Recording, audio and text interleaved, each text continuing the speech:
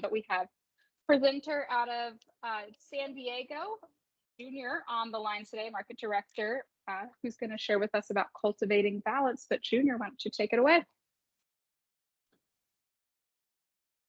All right. Thank you, Mary, for having me today. And thank you, everyone, for being on the call. When Mary sent this deck, I thought it was a great deck. And I think it's perfect timing as we start our year and we begin, releasing some of the stresses from the end of the year that we had on us and beginning to plan our lives ahead for 2024 and kind of thinking about what that balance looks like, and when I looked up the definition of the word, cultivating and to cultivate something, it's to develop or learn a skill. So I really love that the title of this was cultivating balance because I think sometimes in our everydays we firmly believe we have balance and we really don't realize until sometimes when we talk to other people in other industries and just in other parts of the world where our friends are working and things like that they seem to have maybe a little bit more balance in their life than we have in our industry because our industry is kind of a go go go. So I thought this was a great presentation. I joked with Mary and said that we should ask everybody to bring out your yoga mats today because it's going to be a very zen kind of a presentation on teaching you how to kind of balance work life and stuff like that. So feel free to take notes. I'm going to stop in between periodically just to ask some, see if there's any questions or if anyone has anything they want to input. Or feel free to drop messages in the chat box as well, and we'll address those also. But let's get started.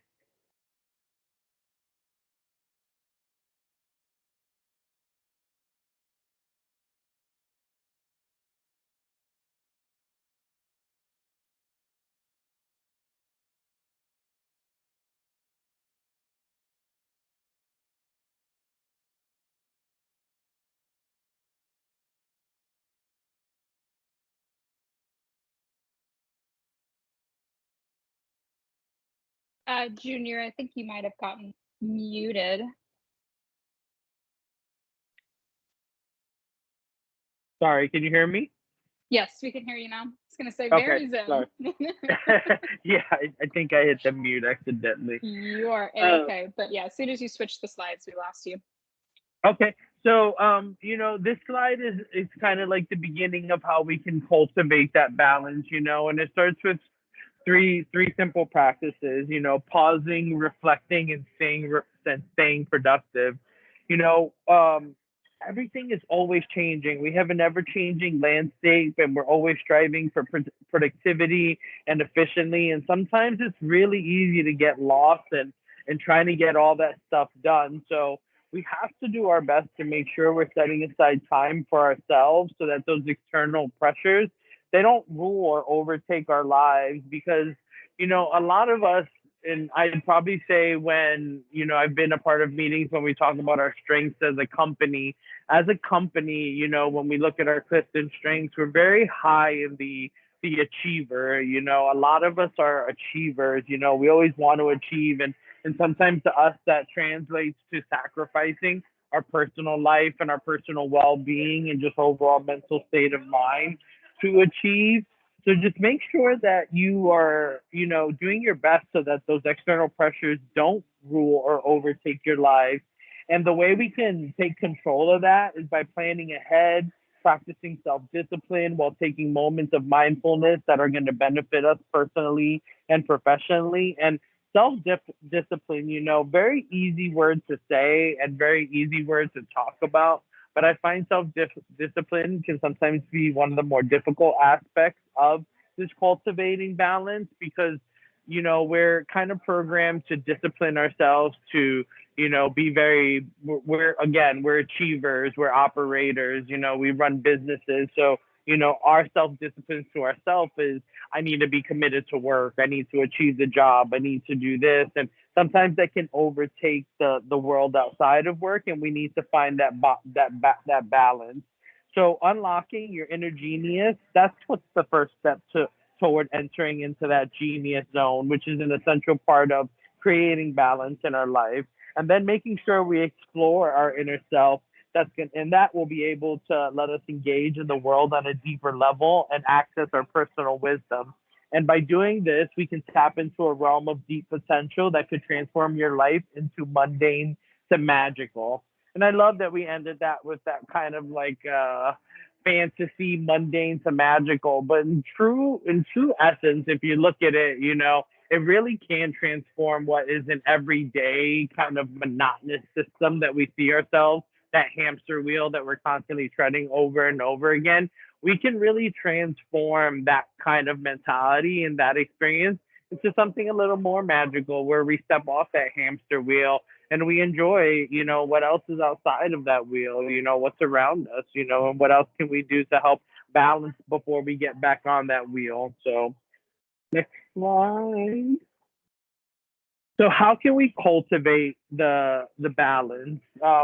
What we want to do is we're going to take some time now to really just dive into how to learn how to pause, reflect, and really rebut those external pressures. And how can I say no to some of those external pressures while remaining productive and while staying in that genius zone and making sure we're getting these things right. So I'm going to review 8 different tips that we have that we think that can really help with this balance overall. So the first thing is acknowledging your feelings. And, I know this can sound very, therapy, mental when you think about, I need to stop and acknowledge me. What am I feeling? And that kind of perception towards it. But it's really important. We all experience stress in such a different way. And I can tell you for me to half of the managers I encounter, what's stressful for one person is not always stressful for the next person. So we process it differently. So it's really important and essential to make sure that we're acknowledging our feelings during these challenging periods.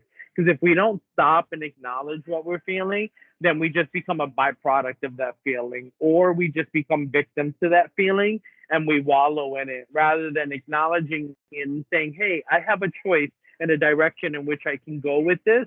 How do I pivot? How do I practice my self control to make sure I'm aware of this feeling and then moving forward? So that could be something as simple as admitting your anxiety of or your fear rather than suppressing it. Sometimes we tend to hide that we are anxious or that we're fearful towards something. And one thing I've learned over my time as someone that struggles with anxiety, is you have to be honest and open about it. And it's okay to talk about it and let the world know, And I know sometimes that can be a bit of a private thing, but when you talk about the certain fears, you talk about those certain things that are causing you anxiety rather than just holding it aside. Trust me, that weight just immediately becomes lifted off your shoulder so that anxiety just holds you back and it'll continue to feed into that ultimate fear. And once you accept those feelings, it's just overall easier to stand up against the pressure of others and those external situations. So you don't feel like I have to take on the weight of the world. I'm acknowledging my feelings. I'm acknowledging that this is a lot and I can't do all of this. So I'm going to have to rebut some of this. I am going to have to turn it away, and I am going to have to balance what I feel I can do for myself. And that's going to be good for my mental well being. So acknowledging your feelings may mean taking a few moments throughout the day to assess your feelings and what emotions you need to address. It may look like expressing your feelings verbally.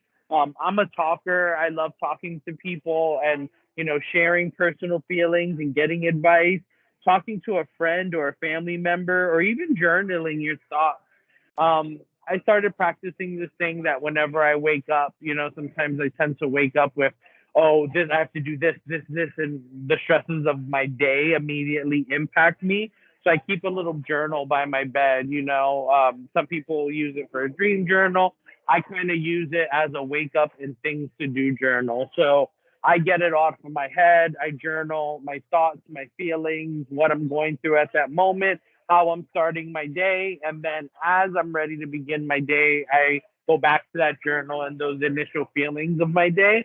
And I begin to prioritize what needs to be done and what's important for me to keep my own sanity, my own well being, as well as staying productive and getting things done. So, another way to acknowledge these feelings is allowing yourself to take a break from a stressful situation when you're needed and giving yourself permission to step away and regroup before returning with a clear head. I can't tell you how many um, difficult team member conversations that I've had over the years or things that have come up where I notice my emotion starting to take charge rather than my better thinking. And I have to say, hey, I think I'm going to stop this conversation for a little bit. Let's let some emotions subside and let's reconvene when we're in a better state of mind and when we can talk with a little less emotion. And you'll find that when you have the ability to do that and you do have that self control or that self training to know when to step away from something for a moment just because you need a second, not because you can't do it, not because you're fearful of it, but just because you need a moment to woosah for the most part, and just get your thoughts together and then return to that and then complete it. You'll find that kind of stuff really, really will help in the end. So, make sure you're practicing things like that, and it'll really develop that clear head. So, I'm gonna stop there for a minute. I just wanted to open it up to see if there's any questions or anything that anybody wanted to add so far before I continue.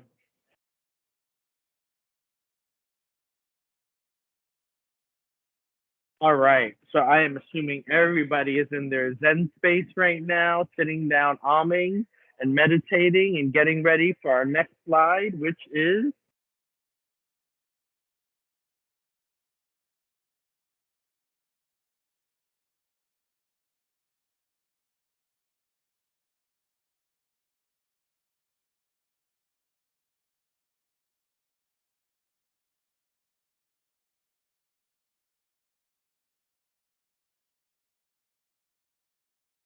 there are times where we're present and in a moment and people are physically speaking to us and we're not necessarily paying attention because we're thinking of the million of other things that I got to do, but we're just sitting there hearing them but not listening to them. So when individuals focus on the present moment, they can really appreciate what's happening right now rather than worrying about the future or dwelling on the past.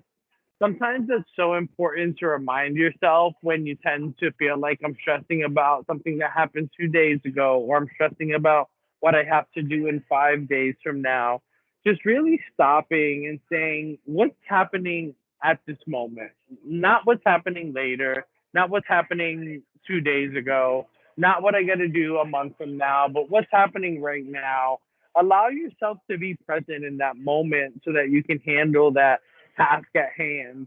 What you'll find is when you are dwelling or worrying about the future, it really can take a toll and you're not making decisions that impact that present moment. In fact, you may be causing an issue that's going to evolve again in the future just because you weren't present in that moment. So just make sure that even if it's 5 minutes a day, it's just that time can really help you relax and enjoy whatever your current circumstances are. And that applies to life, not just work in general. If you find yourself just feeling overwhelmed with bills, errands, things you got to run, just sitting back and just closing your eyes for 5 minutes and giving yourself to think about now. What am I doing now? Sitting here, I'm breathing, I'm relaxing. Yes, there's things to do. But right now, in this moment, this is where I'm at. This is what's important, and this is what I need to focus on. It's really going to help clear your mind so that you can be present down the road when other things come up. But several actions include focusing on a few deep breaths, stepping away, or there's several actions that include focusing.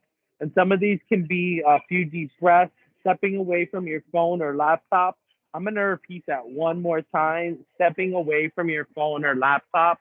I think every person on this phone, we're victims to our laptops, where our laptops are an addiction. We have to always check emails, even when I'm on vacation and I have my away message on, and those emails are still coming through, and I know an away message is getting. There's times where I still can't help but just look at that. So sometimes just really stepping away from your phone, and I will intentionally put my phone on airplane mode and just put it in the furthest area of my home when I am trying to just really unlock and relax. Because if you don't allow yourself that, you're gonna find you're kind of just tricking yourself into being present. You're tricking yourself into just overall relaxing. So find a quiet spot, close your eyes for a few minutes, go on a short walk in nature, observe the beauty of your surroundings, inhale the fresh air, and let go of any negative thoughts that may arise. I mean, for those of us in San Diego, California, just in general, I think, that's so easy to do. We have so many beautiful hikes around us and outdoor scenery, just some great things that we can do to really help us be present when we need to be. The next area is going to be um, unlocking your inner genius. And I love that little bobblehead of Albert Einstein right there. But to find your genius zone where you perform at your best, explore and experiment with the things that you're good at.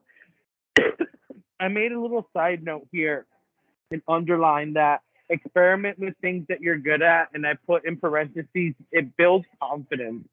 When we do things that we're confident about, when we do things that we feel like we're specialists about, or that we just know we're really good at, it really helps to build confidence. And then we ultimately enjoy what we're thinking about or what we're doing. But challenge yourself to stay ahead of the curve by continuing to learn and grow in a way that aligns with your goals. Always stay curious because that's what's going to help you achieve success. Um, and I wrote in parentheses, closed mouths don't get fed, and that can apply to a lot of things. But staying curious, it really can help you achieve success. Don't I've asked so many questions to so many people in my career, and sometimes I'll preface the question with, I don't know if you're the right person for me to reach out to. I don't know if this question is even going to make sense to you, but I am curious and I need to know the information. So sometimes we have to let go of that fear of being judged by not knowing, by getting that information. That's really what's going to unlock that inner genius and really take you to that genius zone. So don't be afraid to ask those questions, even if you don't feel fully confident that it's the right question or to the right person, because we have a lot of people on our team that are willing to help and point you in the right direction. You can also enroll in a course to help you tap into natural abilities, expertise, and potential. Another method is to connect with mentors who can advise you on getting ahead in your field, staying open minded, and being willing to accept new ideas and perspectives, even if they're different from yours, and learning how to think more creatively and develop innovative solutions that'll help you communicate and solve problems you may face. Um, you can ultimately gain more control over your life and career by entering your genius zone, by taking that moment and really just tapping into all the potential that you have inside of you, and then the tools around you that you can use to help develop your own personal genius. But doing so, it's really going to enable you to achieve more than you thought possible. I wrote a little note here that say people tend to avoid scenarios where fear is present or hesitation is or there's hesitation due to embarrassment. I think a lot of times we're really afraid to step out of our comfort zone. And again, being curious and asking those questions and not being afraid or boxed into that comfort zone is really going to help to unlock that inner genius. Going on to the next side, listen and be with what you're doing. Listening and being with whatever you're doing is an effective way to stay productive. That means taking breaks when necessary and also being mindful of your time on each task. And I made a note: designate and schedule your tasks. I'm a big fan of a calendar, and over the last year and a half to 2 years, I've really come to put every little thing on my calendar, whether it's a haircut, a grocery store visit, check my mailbox this day, whatever it is. But it's really being more mindful of what I'm doing and being aware of what my day is and what I need to do every single day, so making sure that you're being present with whatever it is that you're doing and that you're designating that time where you can fully envelop whatever it is that you need to focus on so you can get that job done. And then allocate enough time to complete tasks and take regular breaks in between. A note that I wrote by take regular breaks in between is treat yourself to a little reward.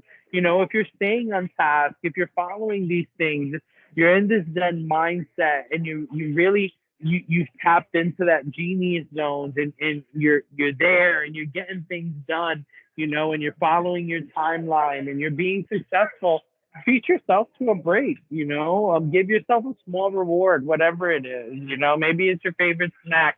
Maybe it's you listen to a podcast for 20 minutes or something. Whatever it is, you know, just know that, you know, if you're staying on task and you're really staying true to these things, you deserve a little treat for yourself. And then also a lot of time to plan ahead and list assignments, their priority and estimated amount of time for completion. Stay focused on one task at a time and practice active listening to ensure that you're complete with the project at hand and it ends up with the most quality possible. So, you know, again, this goes just being in hand with being present, you know. Listen and be with what you're doing, you know, and in order to be present, you have to be aware of all that stuff. So making sure that you're staying focused, you're being realistic about the time frame it's going to take you. A lot of times I say, oh, I can knock this out in 30 minutes, and then an hour and a half later, I'm like, crap, this is taking way longer than I thought it did. So you know, really being present and knowing what you're doing and planning is being realistic with what time frame you have to get that stuff done. The next slide is slow down at the start and then speed up later.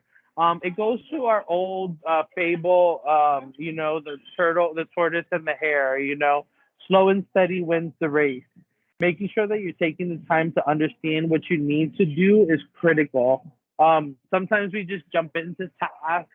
We don't take the time to fully understand what the result is that we're looking for.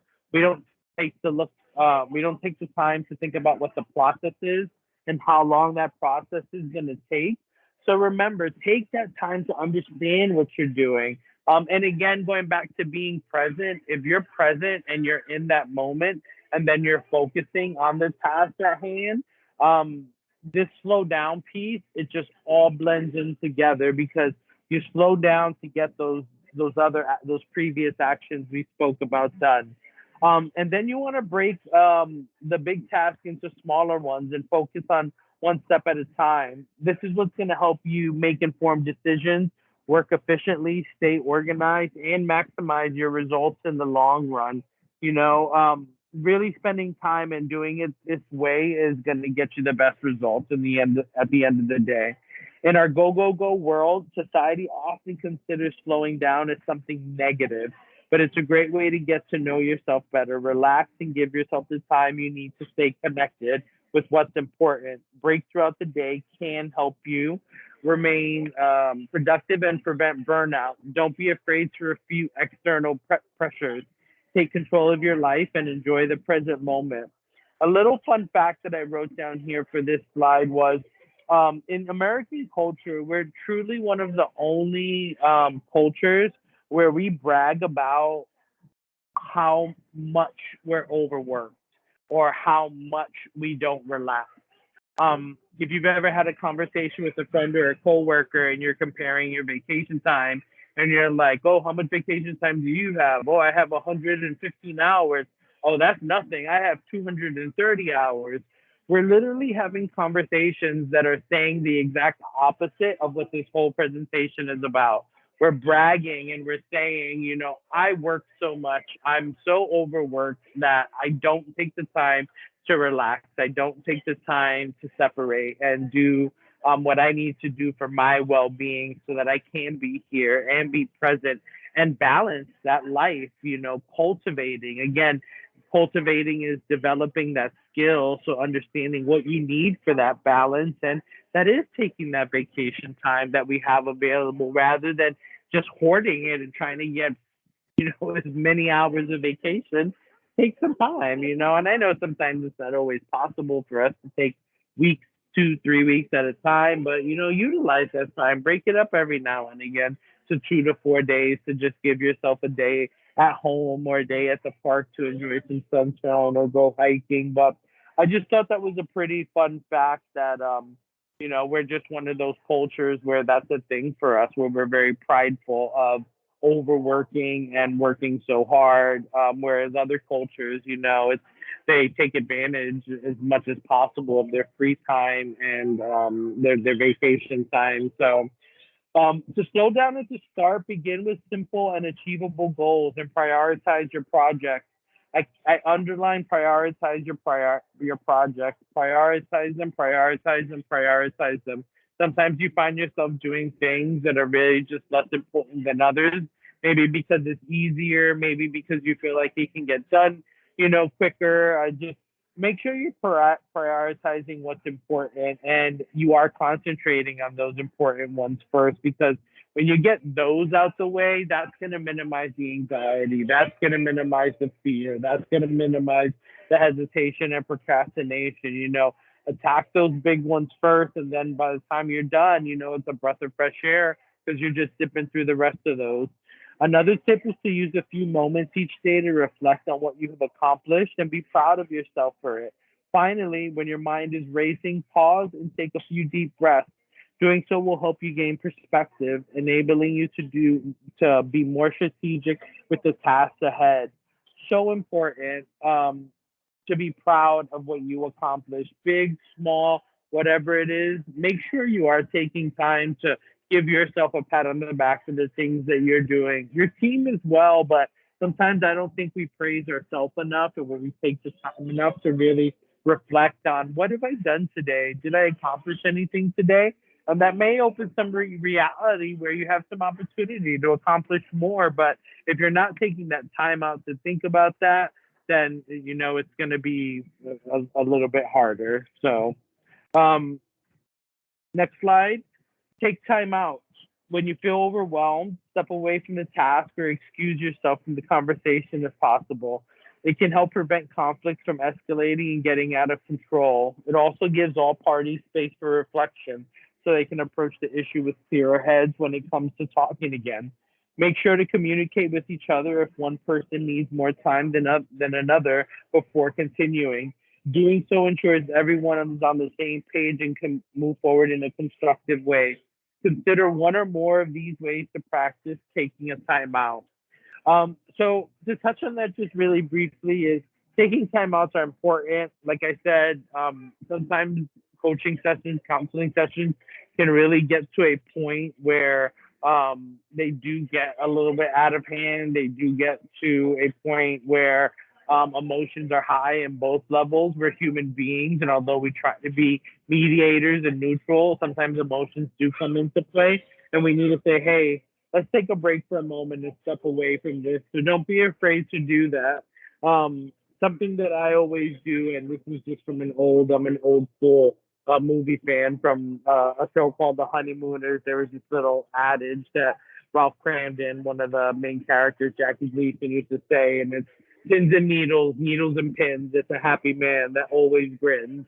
And you say that 5 times back to back to yourself, and it's kind of like that deep breath moment. It's a moment for you to meditate, just relax, and just think, okay, say that 5 times to myself, and then maybe I can start off with a renewed focus. So, a second option, go for a brief walk or stretch to give yourself a physical break from the situation. Sometimes just releasing that energy, that tension that tends to build up in our body from anxiety or stress is very helpful.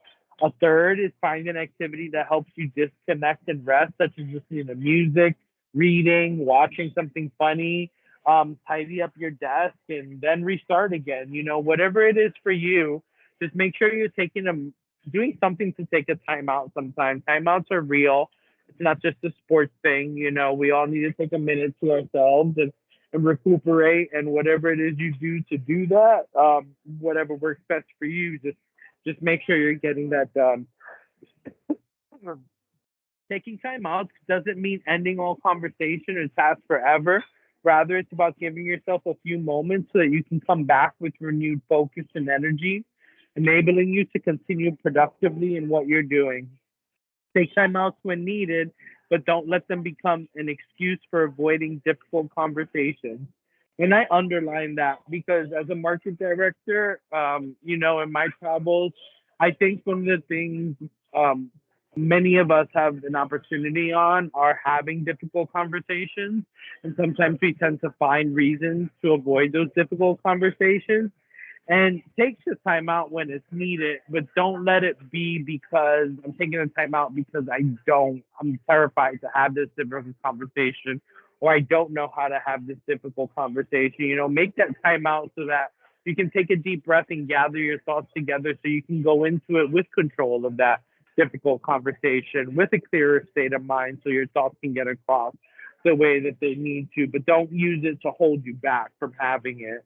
Um, and then timeouts will put you in a better state of mind to approach these issues more clearly and effectively. So very important to make sure that we're practicing timeouts.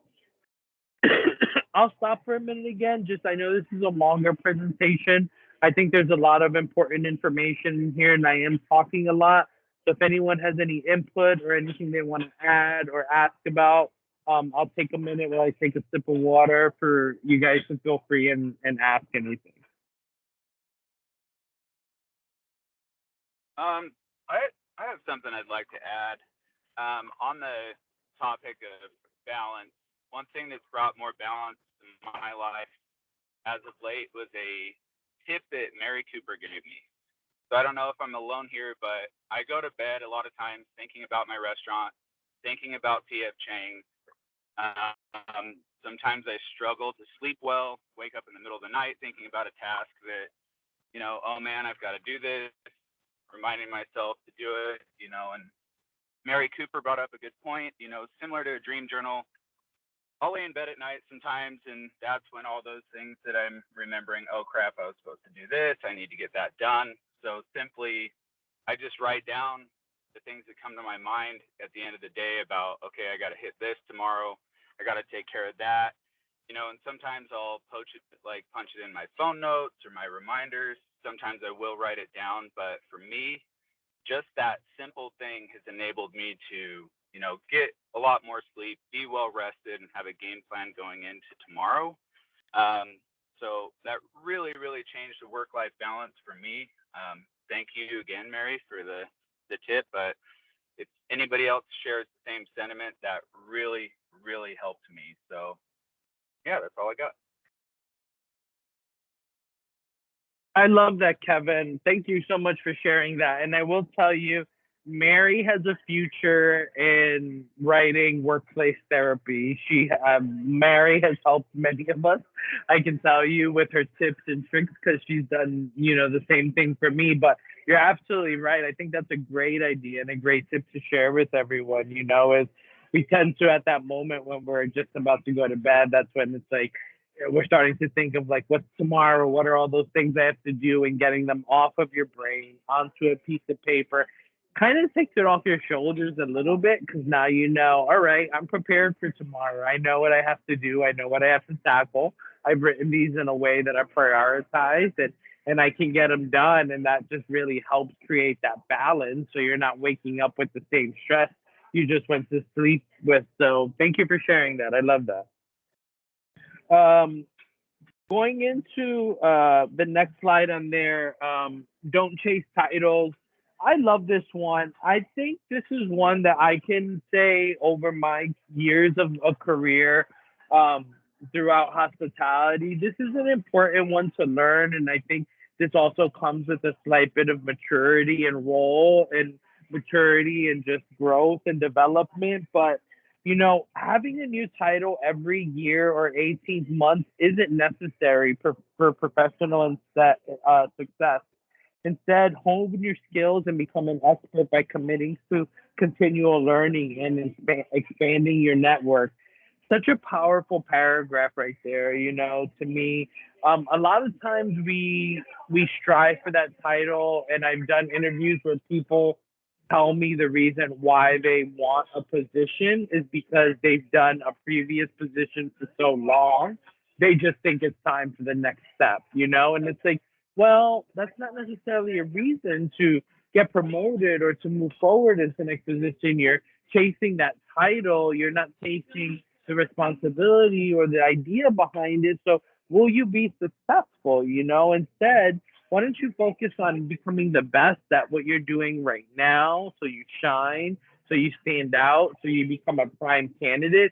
So I'm coming to you before you're coming to me and telling me that you're ready for that next step. I see that in you and you're presenting that. So you're working for it. So, and I think oftentimes a lot of us, even, at the higher levels, we tend to find ourselves wanting that next title because it makes us feel more important, or it makes us feel like we have more responsibility, or others will view us as someone of higher stature. So you can expand your current role without chasing a new title in so many ways. An example is you can take on additional projects or assignments that are stretching your skill set and capabilities. Something else you can consider is developing relationships with peers at other organizations to stay up to date on industry trends and news, or join an industry association and volunteer for events, committees, or a board. Proactively seek out professional development and education opportunities through workshops or classes in your field of expertise. So, to sum that up, basically, rather than say, I want this title, I want this next step, I want this, focus on becoming the best version of you in your current title and do things that can help supplement and complement that. There's so many classes out there and digital courses that you can take online that can just really help your growth within your current position. And that only makes you more valuable for that next step when that opportunity does come. It's focusing on being the best version of you today so that when tomorrow is presented to you, you're ready to step into that fully confident, knowing I am the best version of me today, and I'm ready to take the next step to become the best version of myself tomorrow. And chasing that title won't get you there, but doing the work within your current role is going to get you there. So I love this slide. I thought that was a really important one, and it's one that I really took to heart. So I think it was a good one. Next one.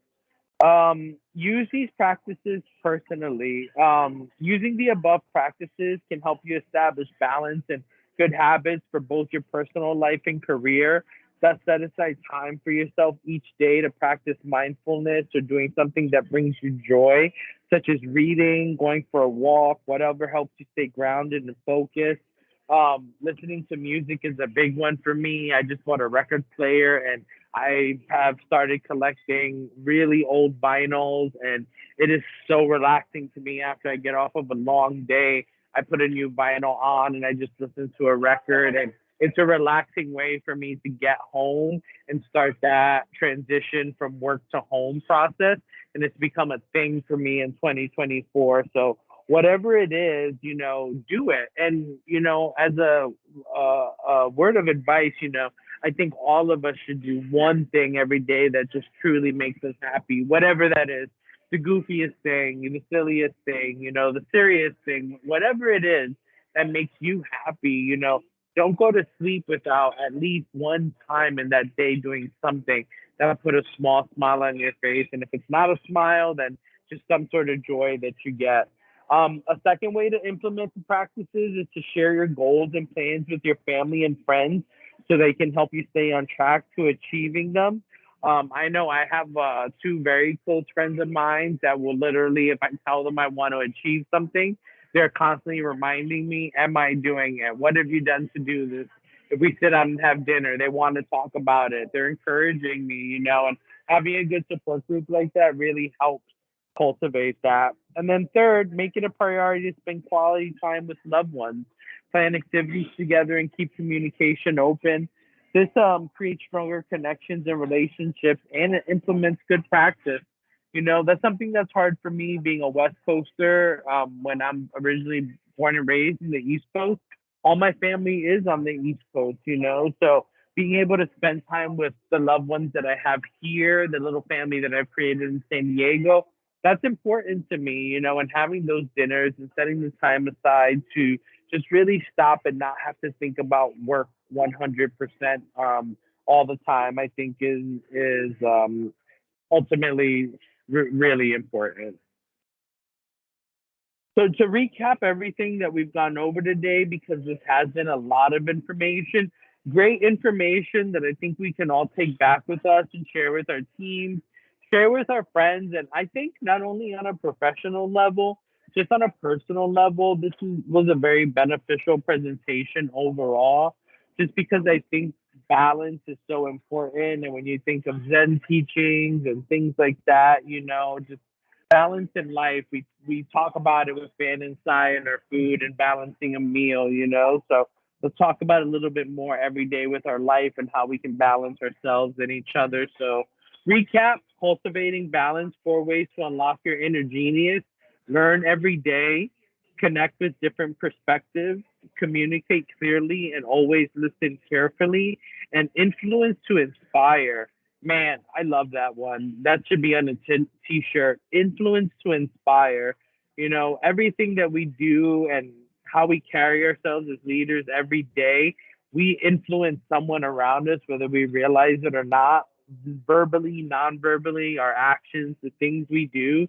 So just make sure whenever we are doing something that can be potentially perceived as influence, it's with the thought of this is potentially going to inspire someone in a negative way or in a positive way, but it will potentially inspire someone. Ask yourself, what do you need to be present? What are those things that we spoke about today that we need to be present? Make sure that we're facing pressures from external sources, because that's a part of life. Take the necessary steps to be present and make time for yourself, because that's essential. Step back and understand what you need can help you stay connected with your goals and keep you in your genius zone and focus on your personal growth and ultimately be successful in the long run. When you reflect on your journey, pausing to recharge and taking care of yourself, staying productive, you create strive for balance. And reflection also helps you create a sense of clarity that's going to help move you forward in life with greater purpose and success. So, I think that just taking away from this, my personal thoughts before I end this is, you know, we work a lot and that's a big portion of our lives, and I think we're the new generation that's coming behind us. It's really important for them to understand that they are enjoying life as much as work, whereas I think some of our generation, we are the work generation, and we have to understand that the employees coming in through our front doors necessarily don't want to be tied down in a job for 5, 6, 7 days a week, working overtime. Yeah, that's great. Some people do love the money, but that balance of life is very important to them. So as we get those requests for special events and music festivals and baptisms and all these things that, we may think are the business, I need this, so I'm going to deny this. Think about that, because those are the things that are making them present, that are helping them to be present when we need them present here on those days. So I'll leave you with that, and then open it up to any questions or anything that anyone wants to ask or add. You can always email me, put it in the chat box, email Mary. But I thought this was a really great and necessary presentation today, so thank you. Yeah, thank you, Junior. Any questions from the group or anything anyone would like to add?